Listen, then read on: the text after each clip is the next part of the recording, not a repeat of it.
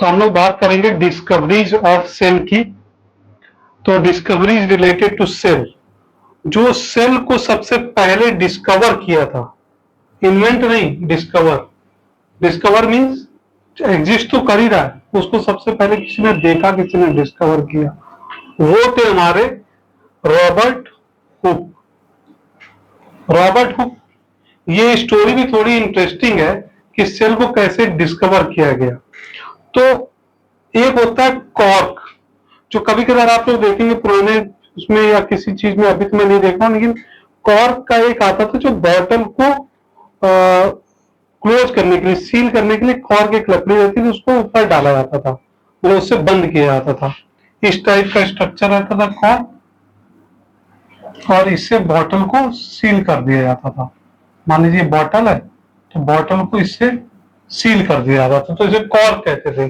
Cork आता किससे? Oak tree से, और ओक ट्री के बार्क से का जो बाहरी लेयर होता है हम उसको कॉर्क कहते हैं, उससे कॉर्क बनता है जो बॉटल को सील किया जाता है। तो उसको क्या होता है, हल्का सा प्रेस हो जाता है, बॉटल का ढक्कन को सील कर दिया गया, मतलब प्रेस कर दिया गया तो सील हो जाता है, उससे वाटर बाहर नहीं आता। और इसकी तैरने की भी जो नेचर था, तैरने वाला था, मतलब अगर आपको कॉर्क को पानी में डालोगे तो तैरता रहेगा, वाटर बॉटल को सील कर देता था। तो रॉबर्ट हुक के दिमाग में आया कि ये इसकी प्रॉपर्टी ऐसी है क्यों, ये कैसे सील कर देता है। तो उन्होंने क्या किया, बहुत ही फाइन पार्टिकल निकाला, और उन्होंने खुद का एक माइक्रोस्कोप उस वक्त बनाया हुआ था। ठीक है, तो माइक्रोस्कोप क्या होता है कि बहुत ही छोटे ऑब्जेक्ट को फाइन रूप से, मतलब उसको मैग्नीफाई करके, मान के चलिए कि आप 300 से 1500 टाइम्स तक मल्टीप्लाई कर देगा, उसको मैग्नीफाई कर देगा। तो जब इसको हम लोग सनलाइट में देख सकते हैं, या फिर कोई आप लाइट सोर्स लगा के देख सकते हैं, तो इसको हम लोग लाइट माइक्रोस्कोप भी बोलते हैं। स्कूल में जो यूज होता है उसको कंपाउंड माइक्रोस्कोप कहते हैं। और अगर सेल्स की और इंटरनल, मतलब इंटरनल स्ट्रक्चर के बजाय ना, तो आजकल तो इलेक्ट्रॉनिक माइक्रोस्कोप आने लगे, इलेक्ट्रॉन माइक्रोस्कोप, उसको बहुत फाइन डिटेल्स में जा सकते हैं। लेकिन अगर बैक टू 1665 में इन्होंने अपना एक माइक्रोस्कोप इन्वेंट किया था।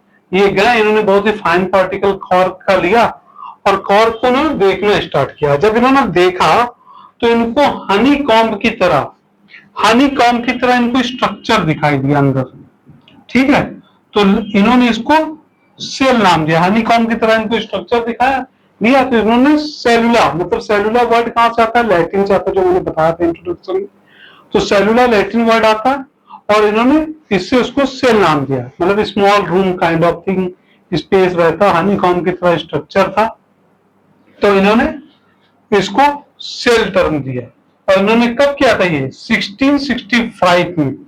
तो अगर एग्जाम में ऐसा क्वेश्चन आता है कि सेल को किसने डिस्कवर किया, तो सेल को डिस्कवर करने में आपको रॉबर्ट हुक, बिना कुछ सोचे आपको आंसर कर देना है।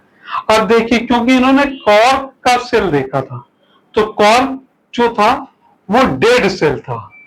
डेड सेल मतलब ये लिविंग नहीं था, डेड सेल था, मतलब किसी समय में लिविंग था, उस समय वो डेड था, तो डेड सेल का स्ट्रक्चर देखा था। ठीक है, अब उसके लगभग अगर आप देखेंगे तो 9 इयर्स के बाद हमारे एक साइंटिस्ट हुए, एंटोनी वॉन लीवेनहॉक।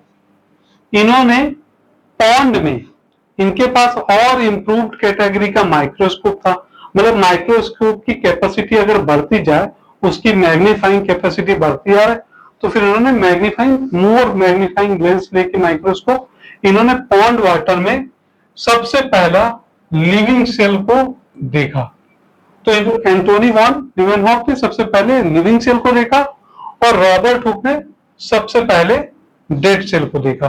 तो ये बेसिकली इसकी स्टोरी है कि कैसे हुआ। अब ये यहीं पे नहीं छूटा, इसके बाद भी अगर आप देखेंगे तो डिस्कवरी रिलेटेड टू सेल अभी चल ही रहा है। अब इसमें क्या हुए, रॉबर्ट ब्राउन जी आए कब? 1831। मतलब अब माइक्रोस्कोप की कैपेसिटी नहीं बढ़ रही है, लगभग वही है काफी सालों तक, लगभग आप मान के चलिए 150 ईयर्स के आसपास आएगा, अगर आप कैलकुलेट करें 150-160 ईयर्स के आसपास। तो 1831 में रॉबर्ट ब्राउन ने सेल के अंदर, अब ये सेल है, सेल के अंदर आप देखिए जब मैंने सेल बनाता तो उसके अंदर एक छोटा सा आता, तो इन्होंने न्यूक्लियस को डिस्कवर किया। इन्होंने कहा सेल तक ही सीमित नहीं है, सेल के अंदर और भी ऑर्गेनेलिज हैं, और भी चीजें हैं, उसको भी देखा जाए। तो इन्होंने फाइन माइक्रोस्कोप और यूज किया और इन्होंने न्यूक्लियस के बारे में बताया। तो न्यूक्लियस जो है वो एक तरीके से कंट्रोल सेंटर है सेल का, और किसने डिस्कवर किया था? रॉबर्ट ब्राउन ने। कब? 1831 में। तो न्यूक्लियस का डिस्कवर करने वाले हो गए रॉबर्ट ब्राउन। ठीक है, इसके अंदर और भी ऑर्गेनेल हुआ।